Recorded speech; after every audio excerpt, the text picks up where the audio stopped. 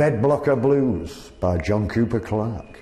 Things are going to get worse, nurse, things are going to get rotten. Make that hearse reverse, nurse. I'm trying to remember everything that I've forgotten. A menace in the box, I was good in the air. Now I can't get up from an easy chair, the doctor told me. Oh yeah, things are going to get worse. He's the matchstick man from L.S. Lowry country, who started out reciting his poetry with the Punks, and is now topping the bill at the London Palladium, the way Sammy Davis Jr. and Sinatra used to do. Good authors too, who once knew better words, now only use four-letter words, writing prose, anything goes. It's the apex of my career, really, I guess. Sunday night at the London Palladium. Well, that's all them people from the past, you know. Where are you going to read this poetry then? Sunday night at the London Palladium? Yes. Is that daunting to follow them, or bring it on? Well, I wouldn't like to go on straight after them. I'm glad there's been a couple of decades in between. The hipster and hip-fired hats drive a borrowed car, yellow socks and a pink cravat, nothing la-di-da. John Cooper Clarke has had top 40 singles and albums, but he was never a perfect fit with the punk milieu.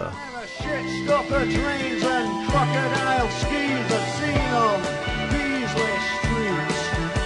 Presumably it took some surviving on stage, because there was all that spitting and whatnot going on for a start, wasn't there? Yeah, that was terrible, because I was wearing suits. So, and I didn't have the kind of money that that ran to getting a new suit every week. So it was a pain in the neck. In fact, that's when I started wearing a leather jacket. You know, wipe clean. You simply wipe with a damp cloth. I'll have you in for disturbing the police. Your feet won't touch the floor, so don't be giving me what for. I'll give you what for. Do I look like a...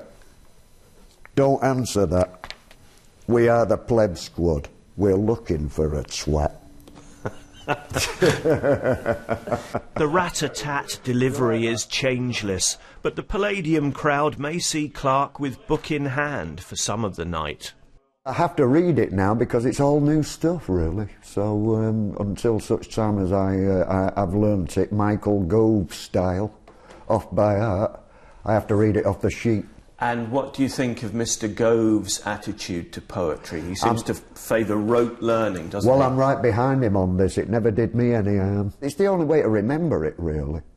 I think today, they're more interested that pupils understand what it's about, but really that's not what poetry is anyway. You know, it's not something that has to be solved. Do you know what I mean? I think you're better off really learning it off by heart, and then 30 years later you might get some inkling of what it's, you know, because, I mean, that stuff was written by 35-year-old men, you know. How's a 10-year-old going to understand that? Now heaven knows anything goes. If you have green ink, prepare to spill it now. Johnny Clarke's even on the national curriculum. Let me be your vacuum cleaner, breathing in your dust. Let me be your Morris Marina, I will never rust if you like your coffee hot. Let me be your coffee pot, you call the shots, I want to be yours. The number of people that come up to me and say, that was read at our wedding, thank you very much, and all this, you know. That's in nice. fact, I've said it before, but it is to modern weddings what always look on the bright side of life is to humanist funerals. An honour, is it? Or does that mean... Oh, it's a mean great honour. I mean, I couldn't be happier about the fact that my work is being rammed down the reluctant throats of school children on a daily basis. That's success. I like to think there's more to my stuff than just a string of obscenities, rhyming obscenities. I like to think it's got something else to offer than that. Snappy, snappy. Through it all, through the spittle-flecked punk venues, through his commercial work when the threat of a passive nut allergy was never far away. Stick 'em on your jumper, stick 'em on your thumb, stick 'em in your ear and stick 'em on your boot. The Clarke sensibility has remained intact. That and the look. Your look is very distinctive. Thanks. Much imitated. You're like Ron Wood. I've got to have a word with him about this. He's nicked it, hasn't he? He's nicked it up line And Keith Richards, you might argue. Yeah. I think Johnny Depp, too, you might have a... Johnny Depp owes me one for Edward Scissorhands, yeah.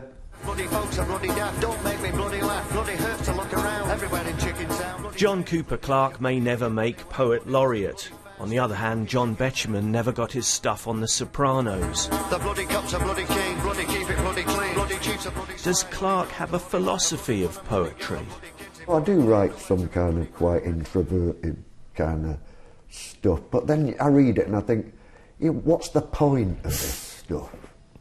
Do you know what I mean? So I think if you as soon as you start charging an admission fee, then the burden of proof is on you. You know, you have to sort of, like I say, send people out of there with a smile on their face. I knew a fella called Frank. His wife was a bit of a skank. He wrote down her pin before doing her in and left all the way to the bank. And so to the Palladium, one in the eye for Clarke's doubters. He's making his last-minute preparations. Have you decided how you're going to make your entrance? Trapdoor? They've got one of them, haven't they? You could pop up through that. They've got one of them. Thanks for pointing that out. They've got one of them, haven't they? I've got narrow shoulders. I can't see anything going wrong. It'll be a breeze. The puff of smoke. Euthanasia, that sounds good. A neutral alpine neighbourhood, then back to Britain all dressed in wood. Things were going to get worse, apparently.